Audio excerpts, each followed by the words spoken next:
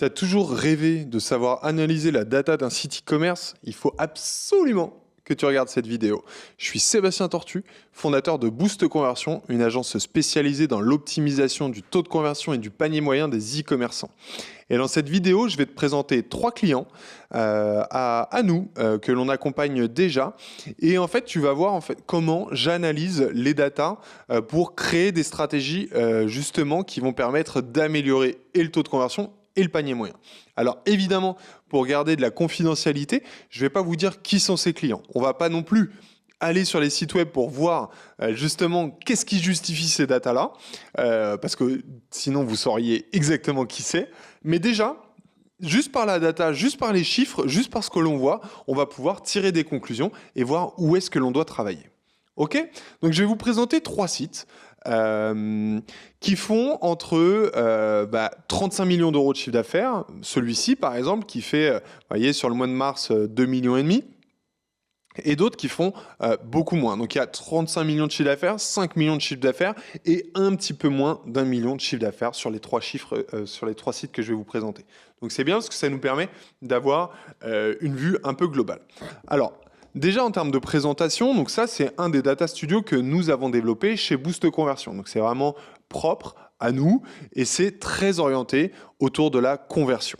Donc évidemment on a tout un panel de tri, de filtres, donc évidemment un filtre par date, un filtre par canal d'acquisition. On va pouvoir filtrer, se dire bah tiens, si je veux mes performances que de SEO, si je veux mes performances que de mail, etc., je vais pouvoir le faire.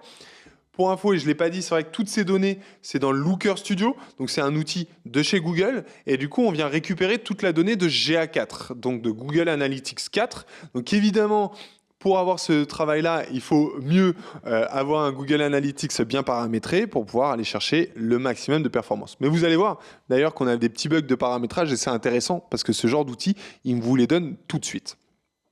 Je finis.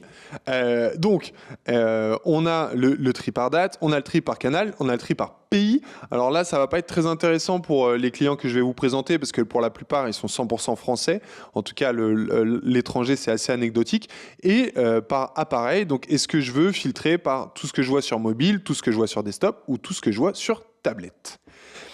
On a une première présentation des chiffres clés. Alors avec évidemment le chiffre d'affaires, avec le taux de conversion, avec le nombre de transactions sur la période, le panier moyen, le session par utilisateur, le revenu par session, le nombre total d'utilisateurs, le revenu par utilisateur, le pourcentage de nouveaux utilisateurs et le pourcentage de nouveaux acheteurs. Alors, plusieurs choses qui m'intéressent évidemment quand je regarde cette ligne-là. La première, c'est évidemment le taux de conversion. C'est toujours intéressant de voir à peu près où se situe le client. 2,35, c'est pas du tout une période forte pour lui. C'est quand même intéressant. 10 000 ventes sur le mois. Mais surtout, moi, ce qui m'intéresse, ça va être le panier moyen, 230 €.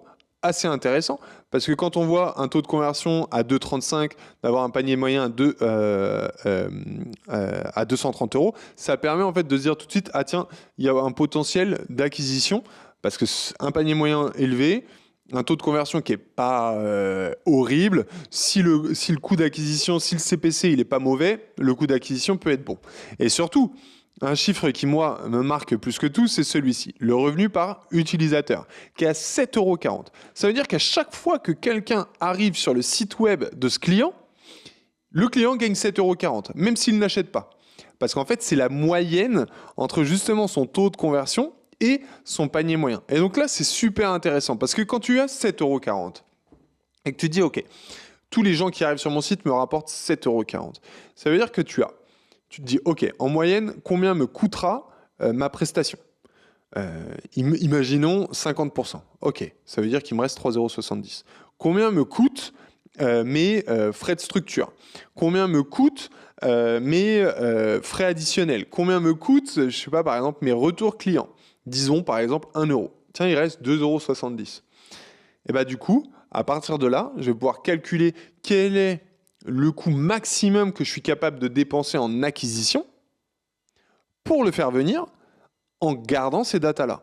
Et donc là, quand on a 2,70 €, j'ai donné les chiffres au pif sur les marges, mais 2,70 € de restant pour acquérir le client et faire de la marge, on se dit tiens, enfin acquérir le clic et faire de la marge, on se dit tiens, c'est quand même très intéressant. Il y a beaucoup de potentiel parce qu'on va pouvoir faire de l'acquisition de façon un peu massive et donc faire venir le maximum de gens sur le site web. Et à l'inverse, si je prends ce client qui, sur le papier, a un meilleur taux de conversion, lui, il est très en difficulté pour une raison.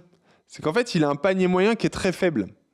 Et du coup, son revenu par utilisateur est très faible aussi, 1,35 €. 1,35 €, là, pour le coup, ça fait pas beaucoup. Parce que si vous enlevez le coût de la matière, et qu'on est encore à 50%, on est déjà à 62 centimes. 67 centimes. Ça veut dire qu'il ne reste pas grand-chose pour payer les équipes, pour avoir de la marge et pour acquérir le prospect. Donc vous voyez, ça c'est un vrai sujet pour se dire, tiens, comment on peut réussir à augmenter ce revenu par utilisateur. Et c'est pour ça que moi souvent je dis que mon métier, c'est pas d'augmenter le taux de conversion, mais c'est d'augmenter le revenu par utilisateur. Parce qu'encore une fois, le revenu par utilisateur, c'est le taux de conversion et le panier moyen. Et donc, vous voyez, ça nous donne tout de suite une information sur la santé du business. Est-ce que c'est un business qui a les moyens de grossir? Est-ce que c'est un business qui n'a pas les moyens de grossir? Un business avec 7,40 €, je me dis, OK, là, il y a un gros potentiel parce qu'en fait, si on améliore de 10%, on améliore de 74 centimes chaque visite et donc, ça représente quand même de l'argent. 74 centimes, on peut quasiment imaginer que c'est le coût du clic. Donc, ça, c'est intéressant. À l'inverse, celui-ci a 1,35 €. Si je l'accompagne et que j'augmente de 10%, on augmente de 13 centimes. Avec 13 centimes, on ne va pas faire grand-chose. Donc, vous voyez, potentiellement, pour les mêmes efforts, je vais avoir un résultat qui n'a absolument rien à voir. Et donc, c'est pour ça que c'est important, évidemment, de venir avec cette notion et de se dire, OK, est-ce que nous, on a la capacité de les accompagner ? Donc voilà, donc ça c'est important à bien avoir en tête. Et le troisième exemple, il est à 3,70 €, donc là c'est quand même assez intéressant. Dès que vous êtes au-dessus des 2 €, 2,50 €, franchement c'est une bonne stat. Parce que ça vous donne du potentiel et surtout si vous commencez à l'améliorer. Quand vous êtes en dessous des 2 €, quand on voit les coûts aujourd'hui du clic, etc., ça commence à être compliqué. Ça commence à être compliqué parce que vraiment, justement, dès qu'il y aura une petite variation, une augmentation des coûts d'acquisition, peut-être une augmentation côté matière de votre côté, ça peut vite pêcher. Donc là-dessus, faut faire attention. Ensuite, ce que je regarde en priorité, ça va être cet ensemble. Donc ça, c'est l'étude du funnel de l'ensemble des clients Boost Conversion. C'est une étude que l'on a fait sur un peu plus de 100 millions de visites, 100 millions de sessions, et qui nous permet de voir un petit peu comment se comportent les clients sur chaque étape. Donc évidemment, c'est multisectoriel, donc ça ne peut pas être pris comme une vérité absolue, mais ça donne des vrais indicateurs. Et depuis qu'on s'en sert, ça nous permet vraiment déjà de projeter nos clients dans ce qu'ils ont actuellement, parce que finalement, quand on est e-commerçant, on n'a pas toujours des datas sur le marché, sur les différentes étapes, sur le funnel, etc., parce que c'est des données que peu de personnes donnent, mais Boost Conversion est là pour ça. Nous, on le fait pour éduquer, parce que ces chiffres-là, je les ai déjà donnés sur LinkedIn. Donc, si derrière, vous avez les outils pour pouvoir remonter ce funnel dans votre GA4, vous pouvez vous comparer et avoir exactement la même chose. Donc là-dessus, on a été assez généreux pour vous le partager. Mais ça permet vraiment de se projeter et de se comparer un minimum. Et donc, quelles sont les datas qu'on va vite regarder ?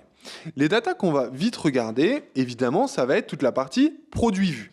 Pourquoi ? Parce qu'en fait, aujourd'hui, quand on travaille et quand on s'interroge sur le taux de conversion, on se dit, OK, je calcule mon taux de conversion sur 100% de mes vues. Ce qui est logique, parce que c'est combien de visiteurs ont acheté sur le nombre de visiteurs total. Sauf qu'en fait, on se rend compte que la moyenne des sites e-commerce, on n'a que 48% des gens, 47,8% des gens qui voient un produit. Et ça, c'est quand même intéressant. Ça veut quand même dire qu'en gros, il y a 50% des gens qui viennent sur votre site web qui ne voient pas de produit. Comment ça se justifie ? Déjà parce que, pour certains, ils viennent énormément via le blog, donc le SEO, qui arrive sur des pages qui ne sont pas des pages business, et c'est des pages qui ont des taux de rebond qui sont autour des 80-85%. Donc ça veut dire que ça élimine déjà beaucoup de potentiel. Première chose. Deuxième chose, vous pouvez avoir des problèmes de découvrabilité justement sur votre site. Des pages catégories qui sont mal faites, une home qui donne pas envie, enfin plein de choses qui fait que les gens vont pas aller jusqu'au produit. Et donc ça, c'est quand même un premier point hyper important. Parce que vous voyez, donc ce premier client, il est en gros à 51, 51,5, donc il est un peu au-dessus de la moyenne, ce qui est plutôt positif. À l'inverse de celui-ci qui est à 32%. Lui, ça veut dire qu'il a quasiment 70% des gens qui ne voient pas de produit. Donc, lui, quand il est venu, il me dit « Ouais, je comprends pas, mes fiches produits, etc. Il y a un problème, j'arrive pas à mieux convertir. » Mais en fait, non, le problème n'est pas là. Le problème, il est sur ce franchissement d'étape. Il est de se dire « Comment ça se fait que tu as 70% des gens qui ne voient jamais de produit ?» Parce qu'à l'inverse, et c'est là où c'est intéressant, c'est que entre l'étape du produit vu et l'étape de l'ajout au panier, on le voit, on est sur une moyenne de 12%. Donc ça veut dire que l'objectif, il est d'avoir un taux d'ajout au panier autour des 6% sur l'ensemble du trafic. Mais quand on regarde à partir des gens qui voient un produit, parce que bon, c'est quand même compliqué d'ajouter un produit quand tu ne l'as pas vu, là, on est autour des 12%. Donc la moyenne, elle est là. Et à l'inverse, ce client-là, il a une moyenne autour des 22%. Ça veut dire que lui, ses fiches produits sont excellentes. Vous voyez ? Parce qu'en fait, un visiteur sur 5 ajoute au panier. Donc c'est très bien. Par contre, il n'a pas assez de gens qui viennent voir son panier, voir ses produits. Donc vous voyez, la stratégie là, directe, elle va être de se dire, ok, comment on va faire en sorte qu'il y ait plus de gens qui voient les produits sans dégrader la performance d'ajout au produit. Donc déjà, on se dit, le problème ne vient pas des fiches produits. Évidemment qu'on pourrait peut-être les améliorer. Ça se trouve, on arriverait à monter à 25, à 26, à 27, peut-être même à 30% d'ajout au panier. Ça, c'est possible. Mais tout de suite, en tant que spécialiste de la conversion, je me dis, c'est pas là où il y a un vrai sujet. Le vrai sujet, il est sur le nombre de gens qui voient des produits. Donc ça, c'est vraiment comme ça qu'on commence une analyse. À l'inverse, vous voyez, au deuxième client, bon là, on est à 46, donc on n'est pas loin quand même du 48. Il y a un potentiel là-dessus. Par contre, là, vous voyez, son taux d'ajout au panier, lui, il est à 8,6%. Alors que là, la moyenne, elle est à 12. Donc, il est à 30% en dessous. Donc là, pareil, c'est de se dire, qu'est-ce qu'on va favoriser en premier impact, en premier travail ? Là, moi, ce que je vais favoriser, c'est cette data, l'ajout au panier. En se disant, OK, là, j'ai un problème de fiche produit. Je perds 30%. Je vais pouvoir aller chercher ces gens-là pour faire en sorte qu'ils puissent acheter. Surtout que, et c'est là où c'est intéressant en fait d'avoir l'ensemble du funnel pour prendre des décisions et pour tirer des conclusions. Parce qu'en fait, là, j'ai un mauvais taux d'ajout au panier. Pas très bon taux d'ajout au panier. Par contre, entre les gens qui ajoutent au panier et les gens qui achètent, j'ai un taux qui est au-dessus de la moyenne. La moyenne, elle est à 42%. Là, je suis à 48%. Donc, je suis bien au-dessus quand même de la moyenne. Et donc là, on se dit, tiens, intéressant. Ça veut dire que les gens qui ajoutent au panier, ils sont convaincus. Ils ont les bonnes informations parce qu'ils vont au bout. Ça veut dire qu'il n'y a pas de surprise par exemple, des frais de port qui seraient trop importants, qu'on n'avait pas envisagé, des conditions de livraison ou de retour qui sont pas terribles. Non, ça fonctionne. Donc ça veut dire donc que là, on voit tout de suite que le travail, il est principalement là sur, OK, les gens qui ont vu un produit, comment je fais en sorte qu'ils ajoutent au panier. Et donc là, pour un client comme ça, tout de suite, ma réaction, c'est de me dire, on va faire en sorte d'augmenter le pourcentage d'ajout au panier, parce que derrière, tu vas plutôt bien convertir. Une fois qu'on aura fait ça, on va essayer de faire en sorte qu'il y ait encore plus de gens qui viennent sur les produits. Et là, on va voir si on peut améliorer des choses dans le checkout, parce qu'il y a toujours des petites choses à améliorer. Et pour le coup, avec ce client-là, on a travaillé pas mal de choses qui vont être mises en ligne rapidement. Ça, c'est un tout nouveau client. Et donc, ça va nous permettre d'améliorer ces datas-là. Mais vous voyez, tout de suite, ça nous change la stratégie. Et avec lui, alors lui, ce client, là, on s'est dit, attendez, là, il y a un truc, 52%, la moyenne est à 48%, donc il est au-dessus. Il a un taux d'ajout à 13,84 au lieu de 12, donc il est au-dessus. On le voit, de toute façon, son ajout au panier est très bon, 7%, Par contre, le pourcentage de gens qui vont au bout, il est beaucoup plus faible. Il est à 33% au lieu de 42%. Donc là, on se dit, OK, qu'est-ce qu'on va faire? Tout simplement, avec lui, on est parti sur toute une stratégie d'A/B test post-ajout au panier. Donc on a vraiment travaillé que ça, en se disant, déjà, on va se concentrer là-dessus. Encore une fois, peut-être qu'on peut améliorer ce chiffre-là, peut-être qu'on peut améliorer celui-ci, mais là est le projet le plus important à travailler tout de suite. Donc vous voyez, cette petite analyse nous permet tout de suite de tirer des conclusions qui sont différentes d'un client à un autre. C'est pour ça que nous, chez Boost Conversion, on n'est pas, vous venez pas acheter un produit déjà tout fait. On vient, on analyse vos résultats, on analyse vos datas et on vient derrière vous proposer des stratégies sur mesure.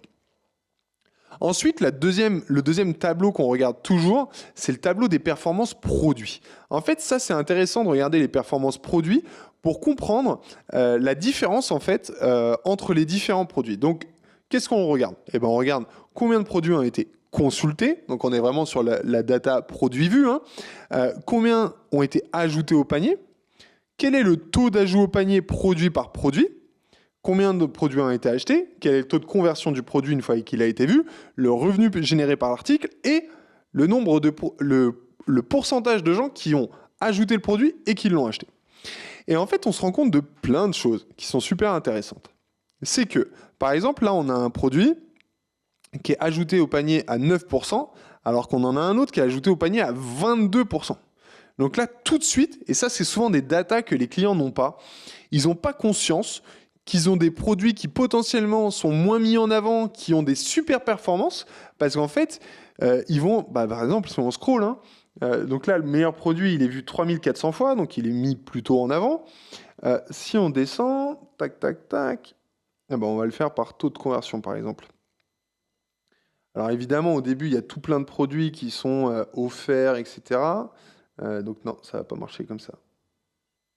On va repartir sur l'article et on va choisir dans le bon sens. Alors, donc, ce que je disais, si on descend, tac, tiens, là on a un produit qui est ajouté au panier à 19%. Intéressant, parce qu'à l'inverse, c'est un peu un contre-exemple de ce que j'allais vous dire, c'est de se dire, tiens, lui il est beaucoup ajouté au panier, par contre, il a un taux de conversion à 1,86, alors que le produit, le top produit, il a un taux de conversion à 2,64, donc il est moins bon. On a un produit à 3,16 et lui, par exemple, on a 0,81. Alors que le taux d'ajout au panier, il est égal, par exemple, au meilleur produit. Donc ça veut dire que lui, il est ajouté à 10%, lui quasiment pareil, et lui, il convertit à 0,81 alors que lui, il convertit 3 fois au-dessus. Vous voyez ? Et donc, ça se justifie là par le fait qu'il y en ait 8% qui l'ont ajouté qui vont au bout, et lui, 29% qui vont au bout. Et là, ça veut se dire quoi? Là, ça veut dire qu'il y a un vrai problème de fiche produit. Vous voyez? Parce que là, soit de fiche produit, soit d'information qui fait que dans le checkout, il découvre des choses qui n'étaient pas prévues. Et donc là, tout de suite, on se dit, tiens, il y a un problème, alerte. Pourquoi lui, il est beaucoup moins important que les autres? À l'inverse, pourquoi lui, il est à 21%, il est à 5% de conversion, et finalement, c'est pas le produit le plus vu. Est-ce qu'il n'y a pas moyen d'améliorer sa visibilité sur le site? Et voilà, et on va faire comme ça tous les produits. Vous voyez, par exemple, lui, ajouté à 8%, il convertit à 0,40. Il y a un taux de conversion une fois ajouté au panier à 6%. Là, on se dit, OK, il y a un vrai problème. Il y a un problème peut-être d'information sur la fiche produit, encore une fois, qui fait que dans le checkout, il y a une déficience, ou alors il y a un problème dans le checkout. Mais en tout cas, il y a un sujet à traiter. Si on regarde ce deuxième client, tac, donc on a à peu près les mêmes choses à regarder, les produits consultés, les ajouts au panier, hop, j'arrive pas à dézoomer, hop, ça y est. Et vous voyez, pareil, on a le même sujet de produits qui font 0,84 de pourcentage de conversion et d'autres qui font 5%.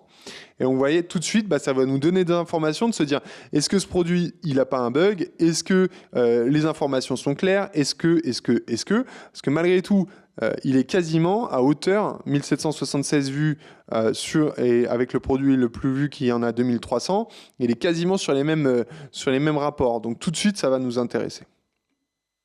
Et si je regarde le dernier, juste pour refaire la même mécanique, bah là on a la même chose. On a des produits qui convertissent à 15% et d'autres qui convertissent à 3%.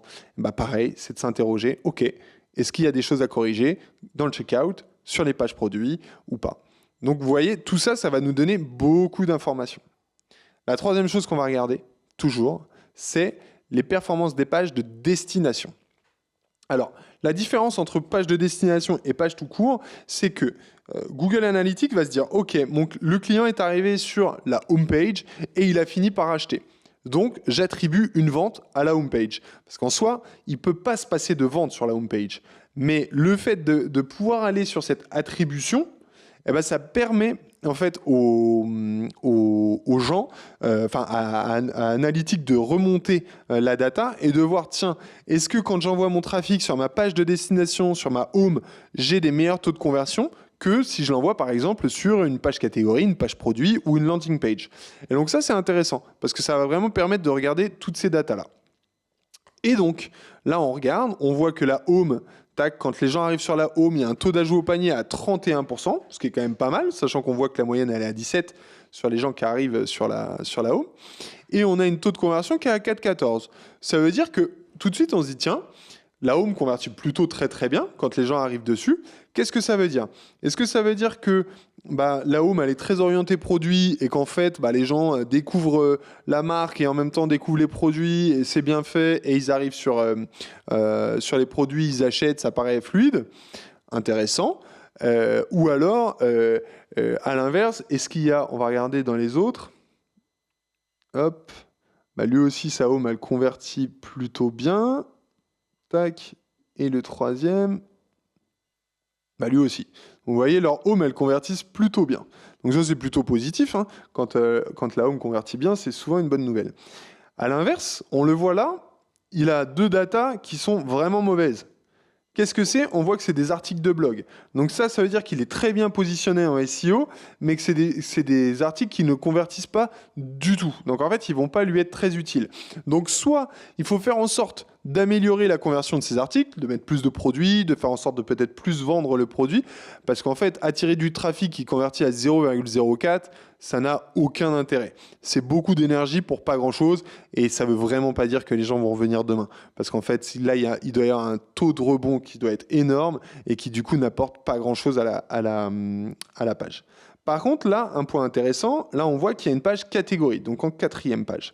Donc la page catégorie, on a 55% et 54% de taux d'ajout au panier. On a un taux de conversion à 6,77, donc c'est super. À l'inverse, tac, là, la page 6, hop, celle-ci, on est à 20% de taux d'ajout au panier. Donc quand même beaucoup moins élevé que celle-ci, hein, et on est à 2,52. Donc pareil, se dire, ok, est-ce que cette page, elle est utile? Est-ce qu'elle répond vraiment à la requête des clients? Est-ce que finalement, comment on peut justifier que la performance, elle soit plus de 2 fois moins bonne que sur la première? Donc vous voyez, en fait, on va faire ce travail-là de page d'atterrissage pour essayer de comprendre quelles sont les performances de la home, quelles sont les performances des pages catégories, quelles sont les performances des pages produits, quelles sont les performances par exemple des pages de blog. Il y a peut-être des sites, ça ne nous est pas souvent arrivé, mais de voir des sites avec des pages blog qui convertissent, c'est vraiment pas souvent le cas. Hein, mais on ne sait jamais, on est toujours preneur de ce genre d'informations. Vous voyez par exemple là, sa home, elle convertit à 2,23. Sa page catégorie la plus vue, elle convertit à 1,11. Et bien là, ça met en question pas mal de choses. C'est de se dire, tiens, est-ce que envoyer du trafic sur la page produit, c'est utile ou pas, sachant que les gens le convertissent moins? Ça veut donc dire que la home a des informations que la page produit n'a pas. Peut-être que la home, elle est rassurante sur des valeurs de marque, et pour le coup, pour vous savoir exactement quelle est la marque, la home, elle raconte vraiment des éléments de valeur, de positionnement, de parti pris, etc., qu'ils perdent en fait sur les pages catégories, qu'ils retrouvent un petit peu sur les fiches produits. C'est pour ça que les fiches produits marchent plutôt bien. Mais en fait, il y a un trou entre les deux. Et ce trou-là, on le remarque là, hein, parce qu'en plus, c'est une marque qui ne fait pas énormément d'ads. Et pour le coup, donc ils n'envoient pas tout le trafic vers les fiches produits. Parce que des fois, on a des marques, elles font 80% de produits vus. Et parce qu'en fait, elles envoient tout leur trafic sur les fiches produits. Ça veut dire donc qu'elles n'ont pas vraiment de SEO, etc. Mais elles, pour le coup, ils n'ont pas un énorme trafic SEO. Enfin, ils ont du trafic SEO, mais ils n'envoient pas beaucoup de trafic sur les fiches produits. Donc, vous voyez, tout de suite, on se dit, tiens, il y a un problème sur les pages catégories. Et là, vous voyez, là, on arrive à se dire, OK, on a un problème de fiches produits parce qu'elles ne convertissent pas très bien, et on a un problème de pages catégories parce que quand les gens arrivent dessus, ils ne vont pas voir les produits. Donc, vous voyez, tout de suite, ça nous fait une roadmap de travail et ça nous donne des éléments pour vraiment améliorer la performance. Donc, vous voyez un petit peu comment on travaille et c'est ça que vous devez faire, c'est de vous dire, OK, comment j'arrive à analyser chaque data pour qu'elle me donne des insights sur ce que je dois modifier. Et donc, c'est vraiment ça qu'il faut bien avoir en tête. Alors après, je vais vous les parcourir vite. Hop. Je vais vous montrer un petit peu les autres pages. Je vais vous les parcourir assez vite parce que vous allez vite comprendre. C'est les mêmes logiques. Alors, on a la logique de performance par device. Donc, c'est de se dire, tiens, est-ce que... donc là, on a desktop, tablette, mobile. Hop, on va le ranger par session vue. Donc, évidemment, le mobile beaucoup plus important. Taux d'ajout au panier mobile à 4% et 10,5% sur le desktop. Et en fait, taux de conversion à 1,05 en mobile, 3,68 en desktop. Intéressant de voir que le panier moyen est exactement le même. Le pourcentage d'achat versus le pourcentage d'ajout au panier, il est beaucoup plus fort sur desktop. Mais surtout, le revenu par session, qui est gigantesquement plus grand. Il est il est 3 fois plus, même un peu plus que 3 fois plus grand. Ça, c'est plutôt... Alors, ça peut être très encourageant sur la partie ordi. Là, ce qu'on remarque, c'est que sur ce client, en fait, et c'est ce que nous, on a remarqué avec Hotjar, c'est qu'en fait, il y avait beaucoup de trafic mobile qui atterrissait ensuite sur l'ordi pour aller principalement découvrir le guide détail qui n'était pas très bien fait sur mobile et qui ne permettait pas en fait aux gens de bien comprendre quelle taille ils avaient besoin. Donc ça a créé en fait une vraie différence de performance. Et donc là on le voit, hein, la moyenne en fait du taux de conversion mobile elle est à 1,8, là on est à 1,5. Donc là on sait quel est le potentiel de chiffre d'affaires qu'il pourrait faire, 130 000 au lieu de 76 sur la même période. Hein. Sur tablette, on est à 1,27 au lieu d'1,7. Donc là, on a un tout petit potentiel parce qu'en fait, il n'y a pas de trafic. Mais bon, ça serait toujours ça à prendre. Et sur desktop, on est à 3,68 au lieu de 4,40 de moyenne. Et donc là, on a 155 000 à faire en plus. Donc vous voyez, sur la période, sur un mois, ça ferait 25 000 en plus. Bon, bah, si on cumule en gros 55 000 qui manquent sur le mobile, les 25 000 qui manquent sur desktop, en gros on arrive à quasiment du 70 000 sur 200 000, bah, ça ferait pas mal en fait. Si on arrivait à améliorer la performance de ces différents mobiles, etc., enfin du mobile, de la tablette et de l'ordi, bah, on va chercher quand même une grosse partie du business en plus, c'est quasiment 25% en plus, quoi. Donc ensuite, on a l'analyse par canaux. Donc ça, pour nous, c'est vraiment primordial pour comprendre comment se comportent les gens par canaux d'acquisition. Ce client, il est très intéressant. Pourquoi ? Parce qu'en fait, on se rend compte que son paid search, il fonctionne très bien. Il a, vous voyez, un taux d'ajout au panier qui est quand même l'un des plus forts de tous les canaux. Et il a un taux de conversion qui, pareil, 2,22 est l'un des plus forts de tous les canaux. Ça, c'est très intéressant parce que ça veut dire qu'il peut faire de l'ADS et ça peut rapporter. À l'inverse, peut-être de d'autres clients. Alors, on va aller voir. Hop. Là, le paid search. Vous voyez, là, par exemple, le paid search, il paye moins bien que le direct qui est à 7%. Et sur le deuxième, le direct, il est où ? Il est à 2,68. Vous voyez, il n'y a pas une énorme différence entre les deux. Donc ça, c'est intéressant. Et ça veut dire que, bah tiens, il y a de l'ADS à faire, il y a du potentiel. Potentiellement, sur ce client-là, on a vu qu'il y avait un problème sur les fiches produits, qu'il y avait un problème sur les pages catégories. On se dit, tiens, il y a peut-être moyen de créer des landing pages vu que le paid search fonctionne, on a peut-être moyen de créer des landing pages pour faciliter la navigation entre les fiches produits, entre les fiches catégories, pour amener directement sur les bons produits ou alors faire en sorte que ça achète directement. Donc vous voyez, de regarder tous ces canaux-là, ça va être très intéressant. Une autre chose que nous, on adore regarder, ça va être l'organic search et de se dire, c'est quoi? Et vous voyez, aujourd'hui, son taux de conversion sur de l'organique, il est à 1,75, ce qui n'est pas gigantesque, parce qu'on se dit, normalement, ça devrait être ceux qui sont le plus décidés. Et si on va sur celui-ci, organic search, bah lui, c'est pareil. Il n'a pas un énorme taux de conversion. Et si on va sur le troisième, on va regarder, hein. Je pense que lui, il est un peu meilleur sur le search. Organique. On va attendre que ça charge un peu. Alors, organique, tac. Eh ben non, je me suis trompé. Vous voyez, je pensais qu'il serait meilleur sur l'organique, parce que pour le coup, il a quand même pas mal de trafic, mais lui, son gros problème, vous voyez, hein, c'est qu'il a pas mal de trafic, mais en fait, ça amène sur du blog, et en fait, bah, ça apporte rien. On l'a vu, les 0,04%, ça apporte pas grand-chose. Donc voilà, et lui, pareil, en paid, il a un gros trafic, enfin un gros taux de conversion, mais bon, pour le coup, lui, c'est pas du tout rentable parce qu'en fait, avec ses paniers moyens à 39 €, bah, ça fonctionne pas. Donc voilà un petit peu. Et puis après, bon, on a l'analyse par pays. Et puis la dernière chose qu'on aime toujours bien regarder, et évidemment, c'est de regarder en fait l'évolution mensuelle pour voir comment les datas en fait remontent et voir s'il y a des grosses perturbations. Si c'est des taux de conversion qui sont plutôt stables, on va faire charger les autres.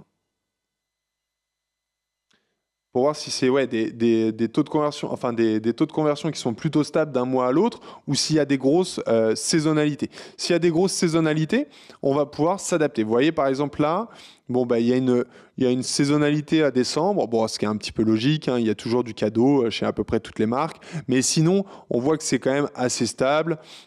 Là, c'est en montée. Là, on a commencé à travailler avec eux ici. Hop, ça a monté. Là, on a monté en volume.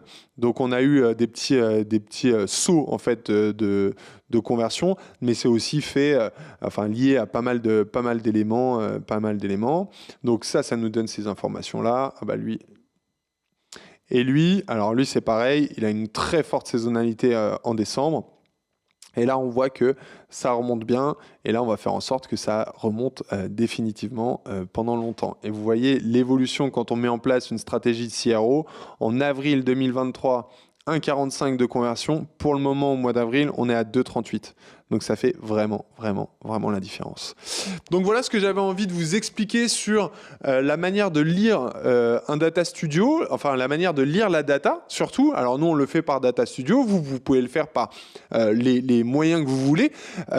Si vous avez envie de voir votre site analysé avec ce framework, bah, n'hésitez pas à nous écrire et puis on se fera un plaisir de vous faire une petite analyse et de voir comment on peut améliorer vos performances parce qu'en fait, analyser la data, c'est bien, mais trouver des solutions pour améliorer la performance, c'est encore mieux. Je vous dis à très bientôt pour une nouvelle vidéo. N'hésitez pas à vous abonner si vous la voyez sur YouTube et je vous dis à très bientôt. Ciao, ciao.